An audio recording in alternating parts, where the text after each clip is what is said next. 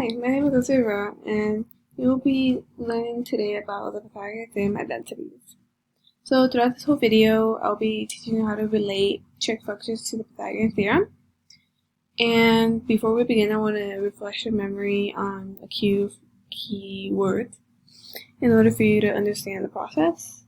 So here we have Sagatoa, and Soc, which stands for sine, is opposite over hypotenuse, so opposite over hypotenuse, and then Koa, which stands for cosine, is adjacent over hypotenuse, and tan, or Toa, which stands for tan, is opposite over adjacent. So here we have the functions, the numbers, I guess I would say, in the function. We have 4 squared, which is a here. We have plus 6 squared, which is the other leg, 2 legs, so they go on the left side, equals 8 squared, which is a hypotenuse. Now for sine, we have 6 over 8, and as you recall, sine is opposite over hypotenuse. So 6 over 8 makes sense. Cosine is 4 over 8, so the adjacent over hypotenuse, which is over hypotenuse, is 4 over 8.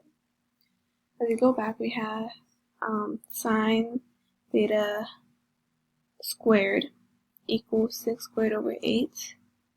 From going back to these, 6 squared over 8. It's the same way, you just square them. And then we have cosine theta squared is 4 squared over 8. 4 over 8. In this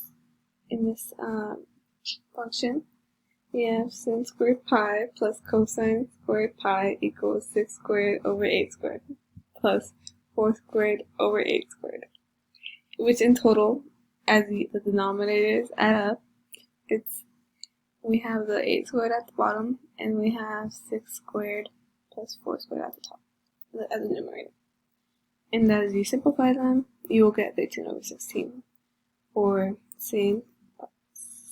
sine theta squared plus cosine theta squared equals 13 over 16. But throughout this whole video, it's a basic step-by-step process on the trig function identities and how you can implement the side lengths, such as these, into a Pythagorean theorem and to get the answer from it. But yeah, that's it, and that's how you get the answer.